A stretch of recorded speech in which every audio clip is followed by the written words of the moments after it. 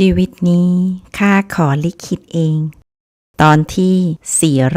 420 ไม่ว่าวัวจะถูกลากไปที่ไหนก็ยังเป็นวัว คนไม่ดีต่อให้เปลี่ยนสีหน้าอย่างไรในกระดูกก็ยังไม่ดีอยู่วันยังค่ำธรรมชาติสร้างพวกเขามาเช่นนี้ไม่อาจเปลี่ยนแปลงพวกเขาได้ในเวลาอันสั้นช่วง1 เดือนอันเงียบสงบเกรงว่ากระดูกเหล่านั้นเริ่มคันยุบยิบคนไม่อาจอยู่สงบนิ่งได้อีกเป่าเป้ยข้ากังวลโรงงานกลั่นสาขานี้เสียแล้วสิฉินว่านจินบอกชาวบ้านจากหมู่บ้านด้านล่างดูไม่น่าไว้ใจหลีวิเชิงไหวไหลโบกมือให้อันไฉมีหัวหน้าอันไฉอยู่ที่นี่หากเรื่องเล็กจัดการไม่ได้เรื่องใหญ่ก็ไม่อาจสะสางอันไฉเคยเป็นอันธพาลมาก่อนมีเพียงอันไฉที่จะเข้าใจคนเหล่านี้เฉินว่านจินยังไม่มั่นใจแต่เขาเชื่อใจเป่าเป้ยมากทว่าเขาก็ไม่เข้าใจคนจากหมู่บ้านด้านล่างถ้าพวกเขากล้ามีอุบายเฉินว่านจินก็พร้อมเปลี่ยนเป็นคนใจร้ายส่งพวกเขากลับไปอยู่ในหมู่บ้านของตนเองปังกล่องไม้เปล่าบนโต๊ะถูกปัดตกลงบนพื้นเสียงในห้องโถงเงียบงันไม่ต้องพูดถึงคนงานจากหมู่บ้านชังโปกระทั่งหัวหน้าหมู่บ้านชังโปก็ยังหวาดหวั่นผู้เฒ่าทั้งหลายรู้จักอันไฉดีเขาเป็นนักเลงตั้งแต่หนุ่มยันแก่เฒ่าแก่น้อยและแม่นางหลิวอยู่ที่นี่เขายังกล้าตวาดคนเสียงดังทำลายข้าวของหรืออย่าทำให้โรงงานกลั่นเหล้าต้องเสียหายไปด้วยแต่อันไฉไม่ใส่ใจสายตาของคนอื่น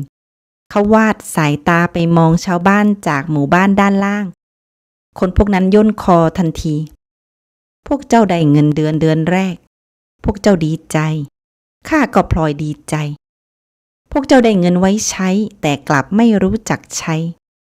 อันไฉเสยะยิ้มดื่มกินเที่ยวหอนางโลมเล่นพนันออกไปนั่งร้านอาหารหยอกล้อสตรีเป็นเรื่องของพวกเจ้าหากข้าเฉยเมยปล่อยให้เจ้าถลุงเงินในมือจนหมดข้าทำไม่ได้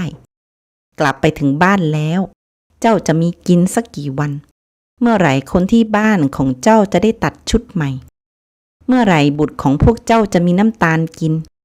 กลับไปแล้วดูแลคนที่บ้านให้ดีทบทวนก่อนค่อยใช้จ่ายเงินหากพวกเจ้าใช้เงินจนหมดเดือนหน้าครอบครัวของพวกเจ้าต้องลำบากเดือนถัดไปเจ้าได้เงินเดือนอีกก็เอาไปใช้จ่ายสิ้นเปลืองไม่เก็บออมครอบครัวของพวกเจ้าจะเดือดร้อน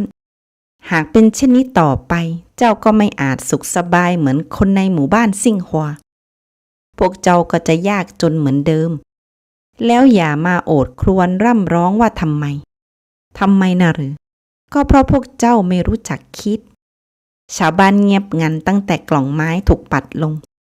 มีสีหน้ามากมายบิดเบี้ยวไม่พอใจบ้างร้อนรนคนจากหมู่บ้านด้านล่างหวาดกลัวไม่น้อย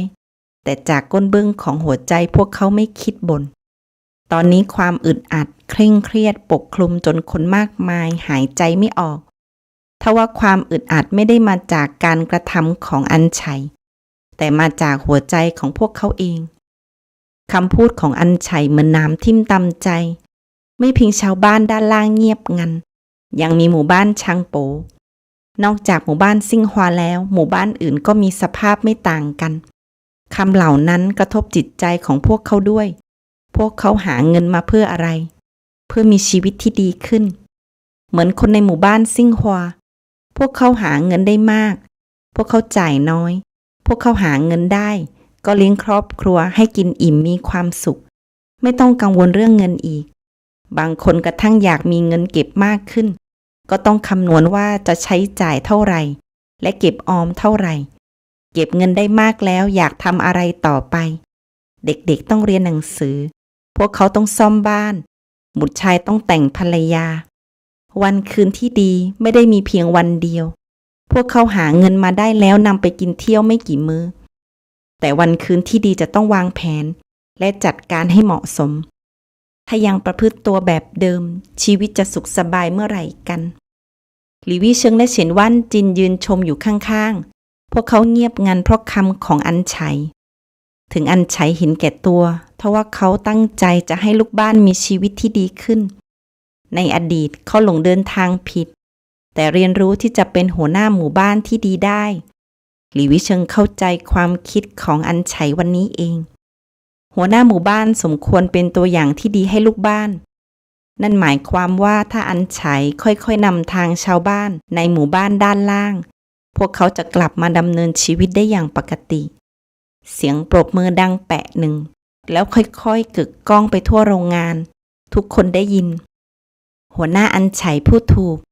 หมู่บ้านซิ่งฮวาและหมู่บ้านด้านล่างมีแม่น้ำฉิงแบ่งกั้นในอดีตทุกคนยากจนต่อมาหมู่บ้านซิ่งฮวามีความเป็นอยู่ที่ดีแน่นอนว่าเพราะโรงงานกลั่นเหล้าซิ่งฮวายิ่งไปกว่านั้นเพราะชาวบ้านรู้จักใช้จ่ายเงินและคิดถึงครอบครัวของตนเองก่อนเงินปันผลที่ได้ตอนสิ้นปียิ่งให้พวกเขามีเงินมากขึ้นทว่าพวกเขาก็ยังใช้ชีวิตเหมือนแต่ก่อนไม่ฟุ้งเฟ้อเงินทองในมือมากขึ้นตามก็ยิ่งต้องประหยัดและรับผิดชอบมากขึ้นอย่างน้อยอีกปีหรือ2 ปีพวกเขาต้องส่งเด็กๆในบ้านเรียนหนังสือรู้สักคำ2 คำค่ากระดาษหมึกผู้กันแต่ละเดือนไหนจะต้องแต่งสะใภ้เข้าบ้านสินสอดที่จะต้องเตรียมเอาไว้อย่างน้อย100 ตำลึงเพื่อไม่ให้ฝ่ายบ้านเจ้าสาวดูแคลนถ้าอยากสร้างบ้านหลังใหม่สำหรับครอบครัวใหม่ก็ต้องหาเงินอีกทั้งพวกเขาต้องแบ่งเงินจำนวนหนึ่งไว้ใช้ยามจำเป็นหากพวกเขาใช้จ่ายเกินตัวพวกเขาจะไม่อาจส่งบุตรให้เรียนจนจบข้าหวังว่าทุกคนในโรงงานกลั่นจะได้พบวันเวลาที่ดีและร่ำรวยในฐานะเจ้าของโรงงานข้าดีใจไปกับพวกท่านด้วยส่วนเรื่องว่าพวกท่านจะใช้เงินอย่างไรก็ควรไตร่ตรองให้ดีว่าแล้วหลี่วิเชิงและฉินว่านจินก็พยักหน้าให้หัวหน้าหมู่บ้านทั้งสองแล้วเดินทางไปยังโรงงานกลั่นสาขาอื่น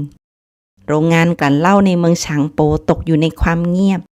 ไม่ว่าอัญชัยหรือหัวหน้าหมู่บ้านฉางโปก็ไม่ได้ว่ากล่าวคนงานเหล่านั้นอีกพวกเขารีบจัดเก็บและแจกจ่ายเงินให้ชาวบ้านจนครบปล่อยให้คนงานเหล่านั้นขบคิดด้วยตนเองว่าจะใช้จ่ายเงินอย่างไร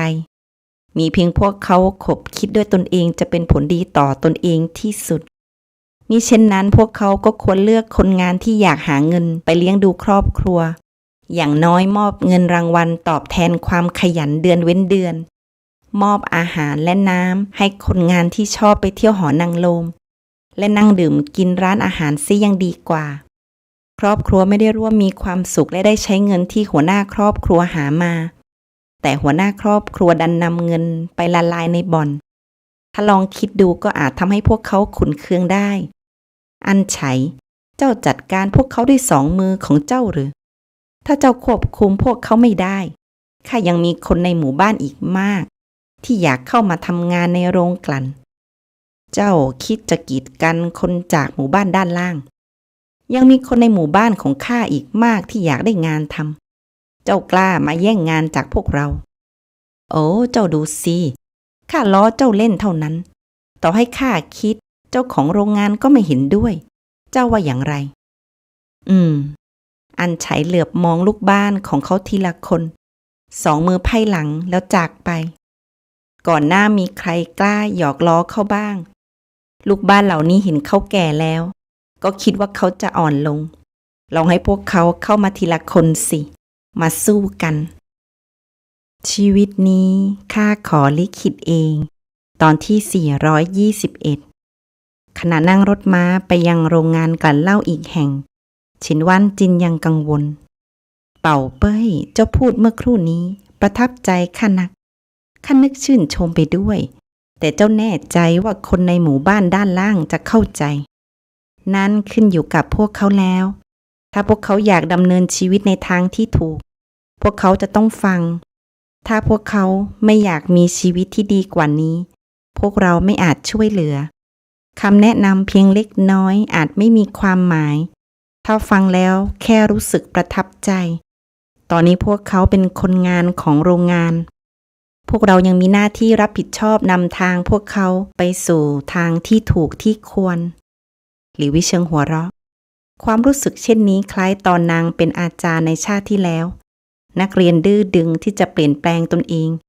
ถ้าอยากให้นักเรียนประสบความสำเร็จอาจารย์จะต้องอดทนสอนพวกเขา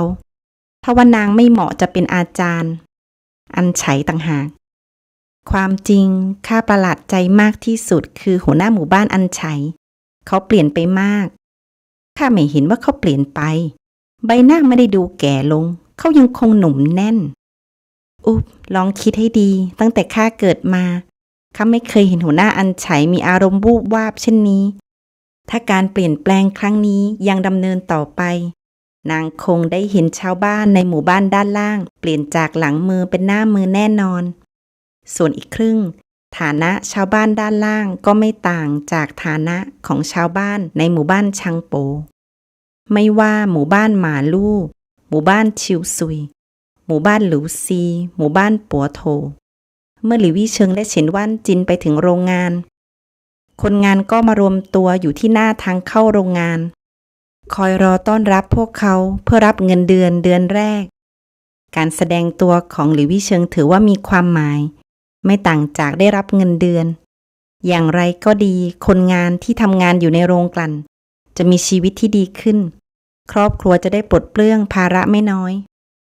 วันนี้ทุกโรงงานกลั่นมีเสียงยินดีโห่ร้องครื้นเครงนักแน่นอนว่านอกจากคนที่มาจากหมู่บ้านด้านล่างแล้ว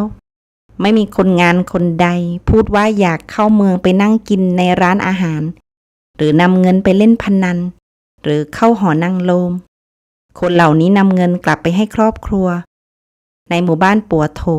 หลี่วี่เชิงยังได้พบบุรุษ2 คนที่นำมารดาแบกขึ้นหลังฝ่าหิมะมาให้นางรักษาขาเมื่อหลายเดือนก่อนสมาชิกของครอบครัวได้รับคัดเลือกพวกเขา2 คนโชคดีที่ได้เข้ามาทำงานในโรงงานกลั่นเมื่อเห็นหลี่วี่เชิงมาถึงโรงงานพวกเขาก็ดีใจเป็นอย่างมากนำรองเท้าสาร1 คู่ที่เตรียมไว้นานแล้วมามอบให้นางมารดาชาราของพวกเขารู้ว่าวันนี้โรงงานกลั่นจ่ายเงินเดือนท่านหมอน้อยจะต้องมาที่นี่ด้วยตนเองนางจึงตั้งใจเย็บรองเท้าไว้ล่วงหน้าเพื่อตอบแทนน้ำใจของท่านหมอน้อย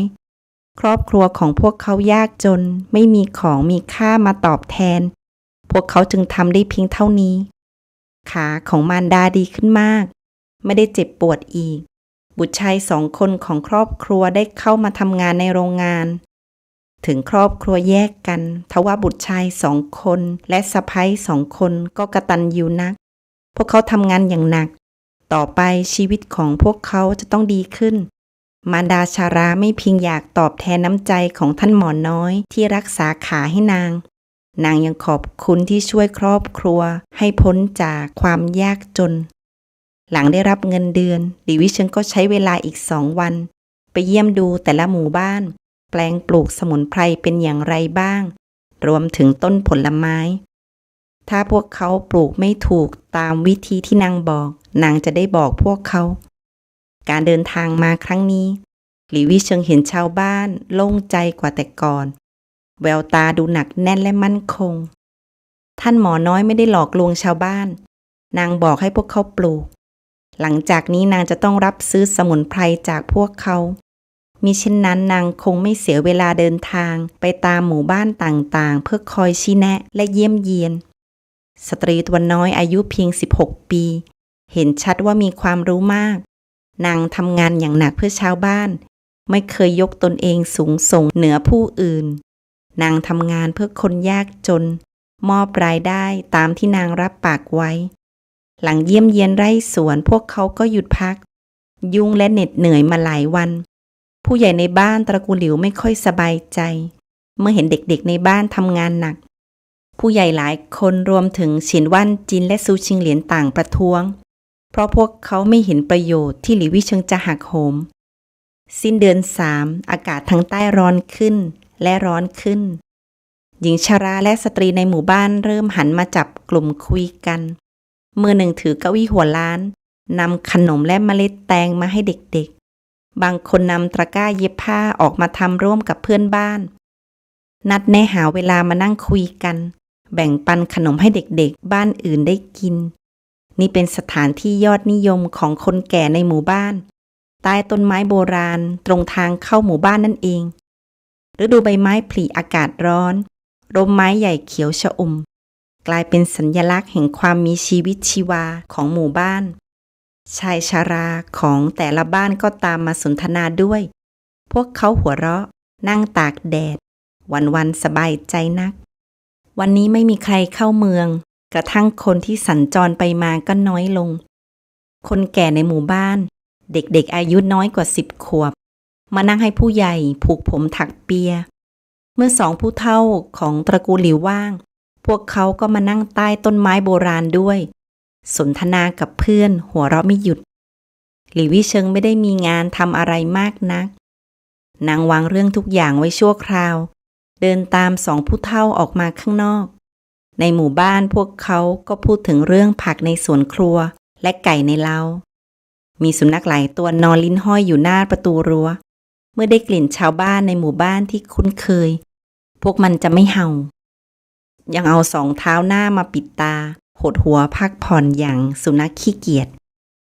ชีวิตดำเนินไปเช่นนี้เงียบสงบและสบายใจเมื่อมานั่งอยู่ใต้ร่มไม้มีผู้เฒ่าผมสีดอกเหลาไม่ต่างจากหิมะมานั่งอยู่ใต้ต้นไม้เขียวชอุ่มเด็กเล็กบางคนเพิ่งหัดเดินก็มาเดินอยู่ที่นี่เมื่อพวกเขาเหนื่อยก็นั่งลงเอามือถูดินไปมาเมื่อขยับไปไหนไม่ได้น้ำลายก็ไหลยืดชาวบ้านหัวเราะมองไปยังกลุ่มคนที่เพิ่งเดินเข้ามาท่านลุงท่านลุงท่านป้าท่านย่าท่านนาหลี่วิเชิงทักทายชาวบ้านเมื่อนางเดินมาร่วมกลุ่มหลานสาวของข้ามาด้วยวันนี้มานั่งตรงนี้นางไม่ได้เดินออกมาพร้อมพวกเรานานแล้วหูหยินผู้เฒ่าหลิวบอกยังมีที่เหลือให้พวกเขานั่งนี่ครอบครัวของข้าเวลานี้ยุ่งมากปกติโรงหมอของนางก็ยุ่งอยู่แล้วพวกเจ้าไม่รู้อะไรถ้านางมีเวลานางจะมาเป็นเพื่อนพวกข้า2 คนหรือไม่ก็ต้องไปตรวจงานที่โรงงานกลั่นและไร่สวนในหมู่บ้านอื่นดูหลานสาวของข้าสิเหน็ดเหนื่อยไม่น้อยข้างของนางแหลมแล้วหูหยินผู้เฒ่าหลิวบ่นพลางนั่งลงทว่าคำเปรยเรียบง่ายกลับทำให้หลี่วิเชิงนึกละอายใจชีวิตนี้ข้าขอลิขิตเองตอนที่422เกือบ6 เดือนหลี่วิเชิงยุ่งอยู่กับงานตั้งแต่นางกลับมาจากเมืองหลวงก็รับรักษาผู้ป่วยที่ติดเชื้อไข้รากสัตว์น้อยในช่วงพายุหิมะจากนั้นนางก็ยุ่งอยู่กับแผนสร้างโรงงานกลั่นแห่งใหม่ในหลายหมู่บ้านซื้อที่ดินขยายพื้นที่เพาะปลูกสมุนไพรและดำเนินการก่อสร้างโรงงานกลั่นจนเสร็จนานมากนางไม่มีเวลาพักผ่อนอยู่กับสมาชิกของครอบครัวพวกเขาไม่พูดแต่ก็เข้าใจนางดีพวกเขาสนับสนุนนางเงียบๆไม่ว่านางทำอะไรความจริงพวกเขารู้สึกเหงาตั้งแต่เล็กเป่าเป้ยตัวน้อยมักวิ่งไปวิ่งมาอยู่ข้างๆขาของพวกเขามือขาวนวลของนาง2 ข้างคล้องแขนของท่านย่าเอาไว้สุกหน้าด้วยความรู้สึกละอายใจหูหยินผู้เฒ่าหัวเราะรูปดวงหน้าเล็กนั้นเจ้าอายุเท่าไรยังมาคลอเคลียกับย่าอีกชาวบ้านมองว่าหลี่วิเชิงวันๆต้องยุ่งมากช่วงเทศกาลโคมไฟดันมาเกิดพายุหิมะถึงตอนนั้นพวกเราจะยุ่งมากทว่าเป่าเป้ยไม่ได้พักเลยคอยรักษาคนไข้ที่เดินทางมาหาโชคดีบ้านของพวกเราในหมู่บ้านซิ่งฮัวแข็งแรงไม่โดนพายุหิมะพวกเราโชคดีมีเป่าเป้ยอยู่ในหมู่บ้านบางทีพวกเราได้รับพรจากสวรรค์มีนางมาอยู่ด้วยช่วงพายุหิมะทุกคนในหมู่บ้านซิ่งฮัวไม่ได้ล้มป่วยมิเช่นนั้นเป่าเป้ยและท่านหมอซูจะต้องยุ่งมากกว่านี้คนเราอายุมากขึ้นหน้าที่รับผิดชอบเพิ่มตามพี่หลิวและพี่สะใภ้หลิวไม่กังวลบ้างหรืออีกไม่นานพวกเขาก็ต้องเดินทางไปเมืองหลวงเห็นว่าจื่อเสียจะเข้าสอบหน้าพระที่นั่งตั้งแต่ปีที่แล้วมาถึงปีนี้ยังไม่ได้พักเลยยังหรอกเกรงว่าอีกไม่กี่วันต้องเดินทางหูหยินผู้เฒ่าหลิวถอนหายใจหลานสาวต้องจากบ้านไปอีกแล้วนางคิดแล้วก็รู้สึกเศร้าใจอีกหลายเดือนกว่าพวกเขาจะกลับมา ตอนนี้นางอยู่กับพวกเราเจ้าจะบ่นอะไรเจ้าพูดเช่นนี้เป่าเป้ยไม่อาจจากไปนี่ไม่เท่ากับให้นางออกเดินทางล่าช้าผู้เฒ่าหลิวเกลี้ยกล่อมภรรยานั่นมันความคิดของเจ้าหูหยินผู้เฒ่าหลิวว่าเจ้าต้องทำใจอย่าเศร้าไปเลยมาดื่มน้ำชาผู้เฒ่าหลิวหยิบกาน้ำชาออกมาจากห่อผ้าข้างตัวรินใส่จอกแล้วยื่นให้ภรรยาโอ้พี่หลิวท่านเปลี่ยนน้ำชาอีกแล้วกลิ่นแตกต่างจากชาครั้งก่อนชายชรานั่งอยู่ใกล้กับพวกเขาถามผู้เฒ่าหลิวหัวเราะอธิบายหน้าตาเฉยชาเห็ดหลินจือหลานสาวของข้าเตรียมไว้ให้ข้าโดยเฉพาะยังมีโชวูดื่มแล้วผมจะกลับมาดกดำ ดวงตาของชายชรามากมายแดงก่ำด้วยความอิจฉาโอ้เป่าเป้ยของข้ากตัญญูนักสมุนไพรอย่างเห็ดหลินจือโสมราคาไม่น้อยชิ้นเล็กๆร้านขายยาขายได้ตั้งหลายตำลึงเชียว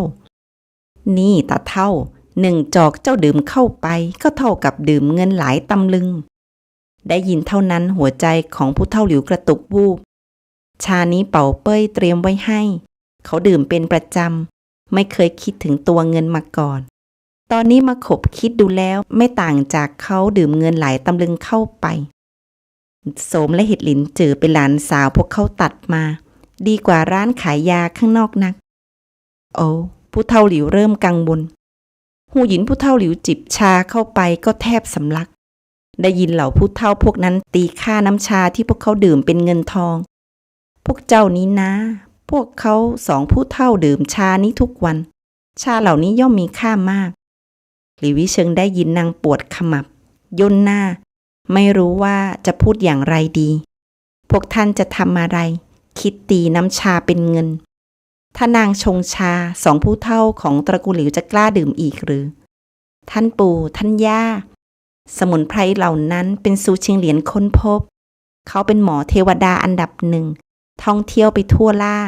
เขายังมีสมุนไพรอีกมากพวกเราไม่ได้เสียเงินสักเหรียญเดียวหลี่วิเชิงโกหกสีหน้าจริงจังสมุนไพรของชิงเหลียนหูหยินผู้เฒ่าหลิวถามหลี่วิเชิงพยักหน้าแรงๆผู้เฒ่าหลิวและหูหยินผู้เฒ่าโล่งอกสีหน้าผ่อนคลายหูหยินผู้เฒ่าหลิวตบอกของตนเองเช่นนั้นข้าวางใจเมื่อครู่ข้าตกใจนัก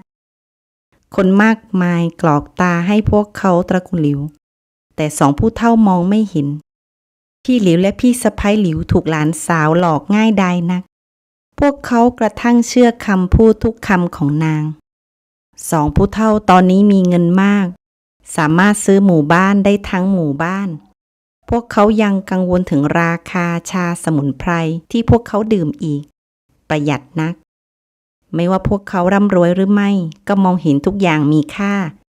แบ่งปันกันอยู่ใต้ต้นไม้โบราณผู้เฒ่าหลิวโอ้อวดชาตาเฒ่าพวกนั้นแย่งน้ำชาไปดื่มจนเกือบหมดกระทั่งการน้ำชาเกือบไม่อาจเก็บรักษาเขาขุ่นเคืองนักถึงการน้ำชาของเขาจะดูพื้นทว่าเสี่ยวจินซื้อหามาให้ย่อมต้องมีราคาไม่น้อยระหว่างทางกลับผู้เฒ่าหลิวยังบ่นอุบกับหลานสาวสลับกลด่าชาวบ้านตาเฒ่าพวกนั้นแย่งชิงสิ่งของไม่ต่างจากหัวขโมยพวกเขาอยากเรียนแบบชาวบ้านจากหมู่บ้านด้านล่างหรืออย่างไรหลี่วิเชิงเดินจูงมือท่านย่าของนางเดินช้าๆตามหลังมานางได้ยินท่านปู่กลด่าคนก็ทำปากยื่นอย่างมีความสุขท่านปู่ท่านย่าเป่าเป้ยมีจดหมายมาจากเมืองหลวงทันทีที่พวกเขาเดินเข้ามาในบ้านเว่ยหงเข้ามารายงานนำจดหมายยื่นมาให้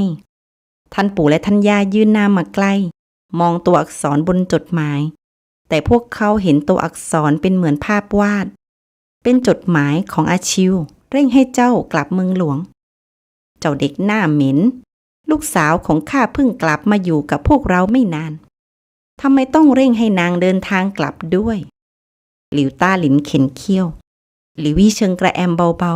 ๆท่านปู่ท่านย่าจดหมายจากพี่ใหญ่เจ้าค่ะนางอมยิ้มเมื่อเห็นสีหน้าของพวกเขาเปลี่ยนมาชงน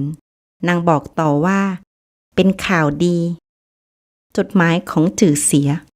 ทำไมข่าวดีของเขาถึงถูกส่งมาตอนนี้เล่าการสอบหน้าพระที่นั่งยังไม่เริ่มการรับตำแหน่งขุนนางก็ยังต้องรออีกนานท่านพ่อท่านแม่มาที่ห้องโถงเจ้าค่ะข้าจะอ่านจดหมายพี่ใหญ่เขียนมาบอกข่าวดีหลี่วิเชิงเดินไปเดินมาตะโกนเรียกหามารดาสองคิ้วเต้นระบำแววตามีความสุขนักเป่าเป้ยข่าวดีอะไรรีบพูดมาเร็วๆไม่ได้หรือหูหยินผู้เฒ่าเปลี่ยนเป็นกังวลเมื่อเห็นรอยยิ้มของหลานสาวท่านย่าไม่ต้องกังวลเมื่อทุกคนมารวมอยู่ที่นี่ข้าจะอ่านให้ท่านฟังข้ารับรองว่าท่านจะต้องดีใจมากหลิวหลินเดินออกมาจากห้องข้างในเฉินซิ่วหลานเดินออกมาจากแปลงผักมีจดหมายมาจากเมืองหลวงและเป็นข่าวดีเป่าเป้ยมักมีอาการเช่นนี้นางจะต้องร้องเรียกทุกคนเพื่อจะได้รู้พร้อมกันทุกคนในบ้านคุ้นเคยเป็นอย่างดีตอนเย็นดวงอาทิตย์ใกล้ตกดินทุกคนมารวมกันยังไม่ถึงเวลาอาหารเย็นเป่าเป้ยพวกเรามาอยู่ที่นี่แล้วรีบอ่านหูหยินผู้เฒ่าเร่งเร้าตาเบิกกว้างใจเต้นใจก็คาดเดาไว้มากมายทว่านางไม่แน่ใจหลานชายของนางสองคนยังไม่แต่งงานแต่นางไม่กล้าคิดไปไกลท่านปู่ท่านย่าท่านพ่อท่านแม่ท่านอาสะใภ้หวังว่าพวกท่านสบายดีบุตรอยากขอวิเจิงแต่งงานและเพื่อหลานที่กำลังจะเกิดมารบกวนพวกท่านเดินทางมาเมืองหลวงอาเสียหลิววิเชิงอ่านข้อความ2-3ประโยคในจดหมายหลิวจือเสียเขียนมาบอกเรียบง่ายแต่ความหมายชัดเจนสมาชิกครอบครัวต้องตกตะลึงชีวิตนี้ข้าขอลิขิตเองตอนที่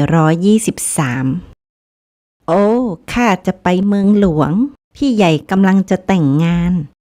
หลิวจือชิวคนแรกร้องดังลั่นเขากระโดดลุกจากเก้าอี้หัวล้านสีหน้าตื่นเต้นนักเฉียนวันจินก็ร้องบ้างข้าไม่คิดว่าเขาจะลงมือรวดเร็วพวกเขารู้จักกันนานเท่าไหร่แล้วครึ่งปีได้ละมั้งอีกไม่นานเขาจะมีลูกพวกเขาจะรีบร้อนไปไหนสมาชิกตระกูลหลิวทุกคนหันมามองเฉียนวันจินเป็นตาเดียวเฉียนวันจินสบสายตาของคนในบ้านเท่านั้นเขาต้องกลืนคำที่เหลือลงคอโอ้หูหยินผู้เฒ่าตบเข่าของตนเองซิ่วหลานพวกเราเตรียมตัว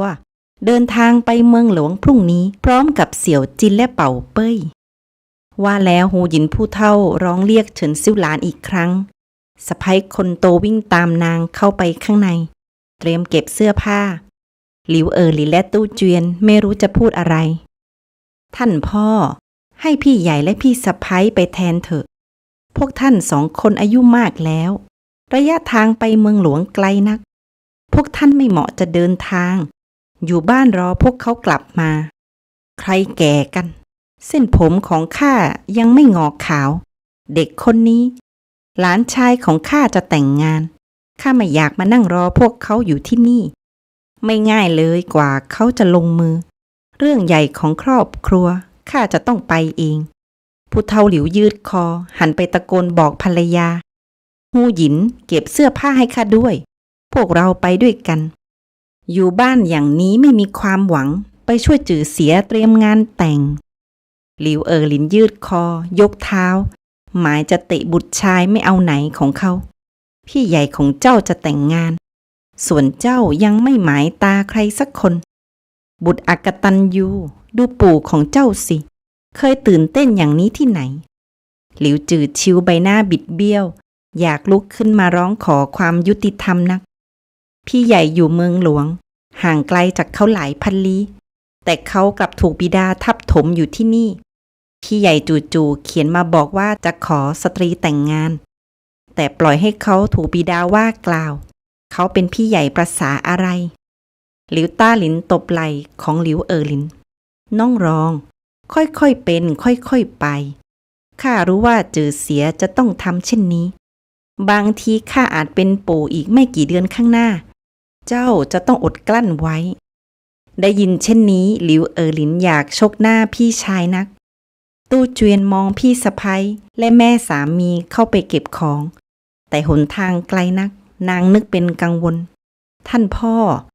ท่านและท่านแม่จะไปเมืองหลวงด้วยกันจริงๆหรืออย่างน้อยใช้เวลากว่าครึ่งเดือนอยู่บนถนนนั่งรถม้าลำบากนักหรือพวกท่านรอพวกเขาอยู่ที่บ้านจื่อเสียตอนนี้อยากขอวี่เจิงแต่งงานหรือให้พวกเขามาจัดงานแต่งที่นี่ดีหรือไม่ท่านพ่อและท่านแม่อายุมากถึงพวกเขาดูไม่แก่ทว่าพวกเขาอายุไม่น้อยคนหนุ่มสาวนั่งรถม้าเดินทางไปเมืองหลวงยังเหน็ดเหนื่อยไม่ต้องพูดถึง2 ผู้เฒ่าไม่เอาข้าจะต้องไปพร้อมแม่ของเจ้าหลานชายจะแต่งงานเป็นช่วงเวลาสำคัญพวกเราไม่อาจไม่ไปดูอีกทั้งพวกเราจะต้องใส่ใจวี่เจิงจะได้มีหน้ามีตาเช่นนี้แล้วตู้เจียนไม่อาจเกลี้ยกล่อมอีกเห็นท่านพ่อและท่านแม่ตัดสินใจแล้วหลิววี่เชิงก็ไม่ขัดขวางไม่ต้องกังวลเจ้าค่ะข้าจะดูแลท่านปู่ท่านย่าระหว่างทางพวกเราไม่ต้องรีบร้อนเดินทางนักท่านปู่ท่านย่าจะได้ไม่เหนื่อยเฉินวันจินว่าท่านอารองท่านอาสะใภ้วางใจรถม้าของข้าถูกตกแต่งอย่างสะดวกสบายหากเหน็ดเหนื่อยก็ล้มตัวลงนอนได้ข้าจะไม่ให้ท่านปู่ท่านย่าต้องลำบากตกกลางคืนก็แวะพักโรงเตี้ยมระหว่างทางตู้เจียนพยักหน้าพวกเจ้าเดินทางถึงเมืองหลวงแล้วก็ส่งจดหมายกลับมาบอกพวกเราว่าเป็นอย่างไรบ้างดูพวกเจ้าแต่ละคนสิมองพวกเรา2 ผู้เฒ่าเป็นเด็กเล็กไม่ต้องกังวลแขนขาของพวกเรายังแข็งแรงกว่าคนหนุ่มสาวซิอีกผู้เฒ่าหลิวยังไม่ยอมรับว่าตนเองแก่เขาแข็งแรงถึงแม้อายุมากไม่เสียแรงที่เขาดูแลร่างกายของตนเองมาหลายปีผู้เฒ่าหลิวรู้ดีบางครั้งเขาก็เผลอคิดไปว่าตนเองอายุเพียง50หลิวจือเสียเขียนจดหมายมาบอกที่บ้านไม่กี่คำแต่ทำให้สมาชิกตระกูลหลิวยุ่งทั้งคืน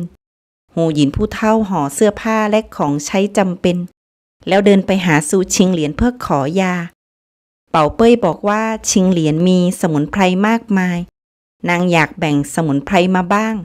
ถ้าเกิดบุตรในครรภ์ของวี่เจิงมีปัญหานางจะได้มียาสมุนไพรบำรุงเหลนชายคนแรกของตระกูลหลิวไม่อาจละเลยพวกเขาจะต้องเตรียมให้พร้อมสมุนไพรล้ำค่าของซูชิงเหลียนถูกฮูหยินผู้เฒ่ารื้อค้นเห็นรอยยิ้มของนางกอดเอาขวดสมุนไพรไปมากมายหัวใจของซูชิงเหลียนเลือดไหลแล้วสุดท้ายเขาได้แต่ปิดตาคิดว่าจะหาทางเอายาชั้นดีคืนจากเป่าเป้ยสักหลายขวดหลิววิเชิงตั้งใจจะรั้งอยู่บ้านกับบิดามารดาแล้วค่อยเดินทางกลับเมืองหลวงพร้อมเฉินวันจินและซูชิงเหลียนตอนนี้พวกเขาต้องเปลี่ยนแผนพรุ่งนี้เช้าพวกเขาต้องออกเดินทางท่านพ่อและท่านแม่ร้อนรนไม่อยากรั้งอยู่บ้านอีกสักวันผู้ใหญ่4 คนของบ้านครอบครัวของหลิวเอ๋อหลินได้แต่มองพวกเขาร้อนรนแล้วรถม้าก็ออกเดินทางจากหมู่บ้านซิ่งฮัวมุ่งหน้าไปเมืองหลวงเพื่อความสะดวกสบายในการเดินทางเฉินว่านจินขยับขยายรถม้าให้กว้างขึ้น7 คนไม่รู้สึกอึดอัดสักนิด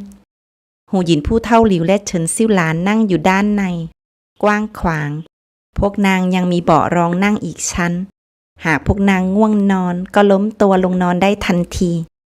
โต๊ะเล็กตรงกลางรถม้ามีลิ้นชักมากมายบรรจุขนมไว้สัมภาระส่วนตัวรวมถึงเตาพกของพวกเขาแต่ละคนบรรทุกอยู่ข้างหลังรถม้าถ้าพวกเขาเบื่อก็จะนำชาออกมาชงดื่มด้วยตนเองรถม้าเดินทางบนถนนเส้นหลักราบรื่นมาตลอดทางในรถม้าไม่ได้สั่นสะเทือนถ้วยน้ำชาไม่หกไหลขณะรถม้าเคลื่อนไปข้างหน้าเหมือนบ้านหลังน้อย1 หลังผู้เฒ่าหลิวและฮูหยินผู้เฒ่าพอใจเป็นอย่างมากตอนพวกเขายังไม่ออกเดินทางหลิวเอ๋อหลินตู้เจียนและจื่อชิวพูดว่านั่งรถม้าลำบากนักถึงพวกเขาอ่อนเพลียทว่าสบายตัวสามารถเปิดผ้าม่านชมทิวทัศน์ชงชาดื่ม ชื่นชมบรรยากาศภายนอกเปลี่ยนไปเรื่อยๆสบายอะไรอย่างนี้ ครั้งแรก4ผู้เฒ่าเดินทางไกลหลี่วิเชิงเกรงว่าพวกเขาจะปรับตัวไม่ได้นางคิดว่าหากพวกเขาไม่อาจหาโรงเตรียมที่พักหลังดวงอาทิตย์ตกดินกลายเป็นว่าเหตุการณ์กลับแตกต่างจากที่นางคิดเอาไว้ผู้ใหญ่4 คนกระปรี้กระเปร่ายิ่งกว่านางพวกเขาสงสัยสิ่งที่พวกเขาเห็นสนทนาไปตลอดทางทุกอย่างตื่นตาตื่นใจเมื่อพวกเขาเหน็ดเหนื่อยก็ล้มตัวนอนบนเก้าอี้กว้างขวางหนังตาปิดสนิทกรนเสียงดังไม่รู้สึกกระสับกระส่ายสุดท้ายนางบังคับให้พวกเขาหยุดพักค้างแรมในโรงเตรียมผู้ใหญ่ทั้ง4 คนลังเลอยู่นานสุดท้ายยอมเดินลงจากรถม้าเพื่อไม่ให้พวกเขาเหน็ดเหนื่อยเกินไปหลี่วิเชิงลงมือชงชาให้พวกเขาดื่มเรื่อยๆชีวิตนี้ข้าขอลิขิตเองตอนที่224เฉียนวันจินและซูชิงเหลียนพลอยสบายไปด้วยหลังดื่มน้ำชาที่หลี่วิเชิงชงด้วยตนเองซูชิงเหลียนรอนางลงมือชงชามานานแล้วด้วยประสบการณ์เป็นหมอมานานเขากล้าบอกว่าชาที่นางชงให้พวกเขาดื่มถือว่ายอดเยี่ยมที่สุดซูชิงเหลียนได้จิบชาถ้วยเล็กชาชนิดเดียวกับที่ผู้ใหญ่ในตระกูลหลิวดื่มในช่วงวันปกติหลี่วิเชิงจะไม่ชงชาเช่นนี้ดื่มคล้ายว่าหลี่วิเชิงซ่อนของดีนี้ไว้มิดชิดซูชิงเหลียนไม่อาจขุดให้ลึกลงไปต่อให้เขารั้งอยู่ข้างกายหลี่วิเชิงมานานกว่าครึ่งปีเขาก็ยังไม่รู้ว่าของดีของนางนั้นมาจากที่ไหนสมุนไพรที่นางได้มานั้นมีจำนวนมากมีหลากหลายชนิดไม่เคยหมดหลี่วิเชิงดูแลผู้ใหญ่ในบ้านอย่างดีทุกคนไม่รู้จักเหน็ดเหนื่อยซึ่งต่างจากความรู้สึกที่เคยเดินทางไกลมาก่อนหน้าส่วนฉินวันจินเอามือกุมหน้าอกของตนเองเขาปวดใจเขาร่วมเดินทางกับเป่าเป้ยมาก่อนแต่วันนี้เขาได้รู้ว่าเป่าเป้ยซุกซ่อนของดีเอาไว้ไม่เคยชงชาชนิดนี้ให้เขาดื่มสักครั้งด้วยเหตุผลนี้หลี่วิเชิงจำต้องยอมทนให้สายตาเจ็บปวดนั้นมองนางสุดท้ายหลี่วิเชิงทำเป็นมองไม่เห็นทันทีที่สมาชิกตระกูลหลิวเดินทางออกจากบ้านเว่ยหงก็ส่งจดหมายไปเมืองหลวงทันทีเพื่อนายท่านจะได้เตรียมตัวล่วงหน้าพบว่าที่พ่อตาและว่าที่แม่ยายหลังส่งจดหมายเว่ยหงกำมือแน่นหวังสร้างความชอบให้นายท่านพอใจทิ้งห่างความชอบที่เว่ยหลันทำเอาไว้ไป18 ขุมคิดจะสู้กับนาง และแล้วบ้านตระกูลหลิวก็ไม่มีเสียงตะโกนของผู้เฒ่าหลิวไม่มีเสียงตวาดดังของฮูหยินผู้เฒ่าไม่มีเสียงกระแนกกระแหนของ2 สามีภรรยาหลิวต้าบ้านคล้ายว่างเปล่า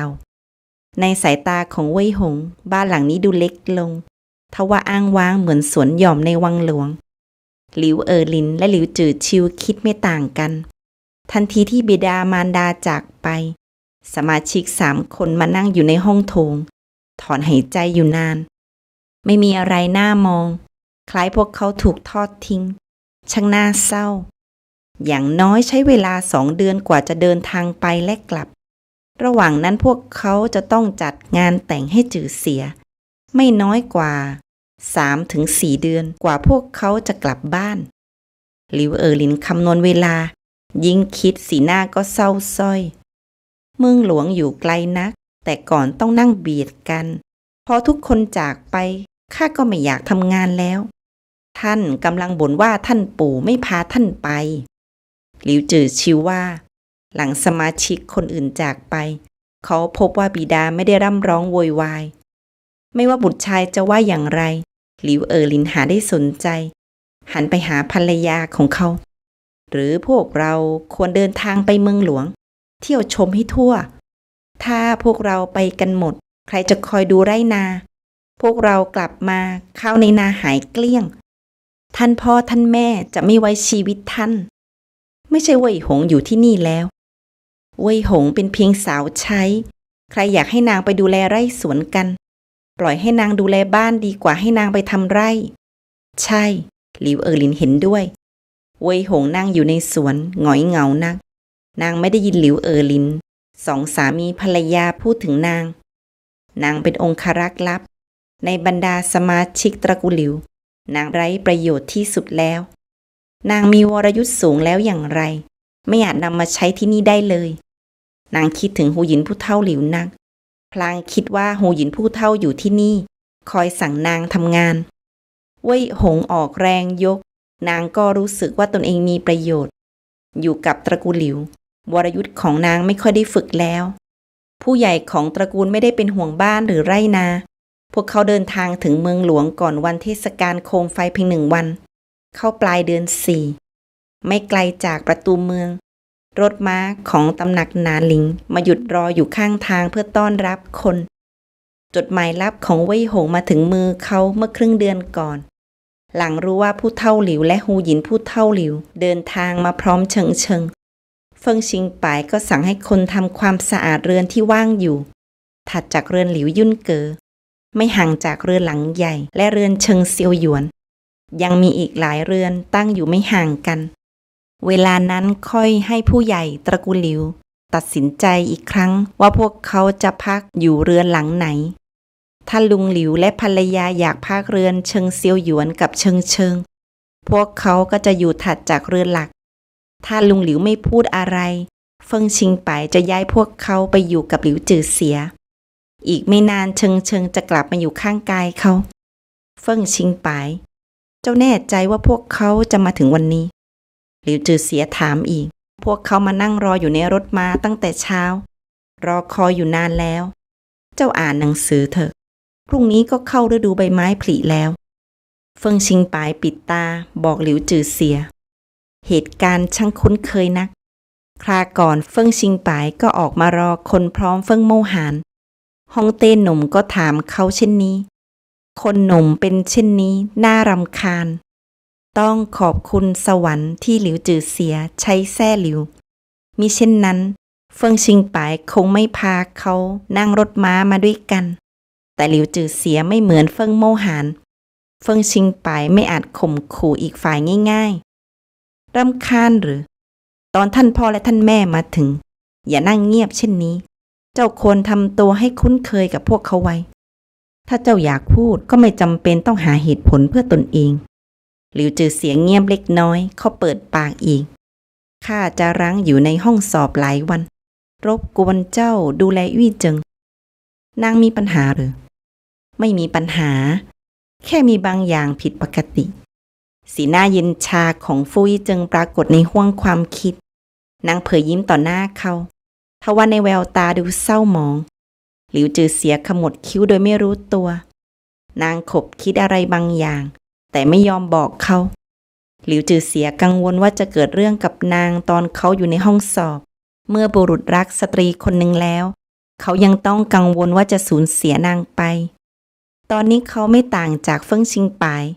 แต่ละก้าวคล้ายกำลังตกอยู่ในนรกเสียงฝีเท้าม้าใกล้เข้ามาบนถนนเส้นหลักหลิวจือเสียปิดหนังสือและเปิดผ้าม่านดูรถม้าของเฉียนว่านจินสะดุดตานักห่างออกไปภายใต้แสงอาทิตย์เจิดจ้ารถม้าเปล่งประกายสว่างไสวเป็นไปไม่ได้ที่จะมองไม่เห็นท่านพ่อท่านแม่ท่านปู่ท่านย่าอยู่ในรถม้าหลิวจือเสียยกยิ้มมาถึงแล้วเฟิงชิงป่ายลงจากรถม้าเชิงอยู่บนรถม้าหากนางเลิกผ้าม่านขึ้นเขาอยากให้นางเห็นเขาเป็นคนแรกดังนั้นเมื่อมีลมพัดผ้าม่านด้านหน้าก็ถูกเลิกขึ้นทว่าผ้าม่านถูกมือปัดลงใบหน้าของหลิวจือเสียมองคล้ำเฟิงชิงป่ายเป็นโรคประสาทแล้วแค่นี้ก็คิดหึงหวงรถม้าหยุดลงมือขาวนวลวาดขึ้นผ้าม่านหน้ารถม้าก็ถูกเลิกขึ้นเฟิงชิงป่ายตาวิบวับเขาหัวเราะอยู่ในใจเชิงเฟิงชิงป่ายข้ากลับมาแล้วสตรีตัวน้อยยื่นหน้าออกมานางหัวเราะคิกคักมาเขาขยับริมฝีปากเสียงแผ่วเบาท่านปู่ท่านย่าท่านพ่อท่านแม่ข้าตามเฟิงชิงป่ายและพี่ใหญ่ไปนั่งรถม้าอีกคันไม่นานพวกเราก็ถึงตำหนักหนานหลิงสตรีตัวน้อยกระโดดลงมาจากรถม้าคนเดียวแต่ก่อนเท้าจะลงมาแตะบนพื้นร่างบางถูกมือใหญ่คว้าไว้ก่อนเขาอุ้มนางวิ่งเข้ามาในรถม้าของตนเองบิดามารดาท่านปู่และท่านย่า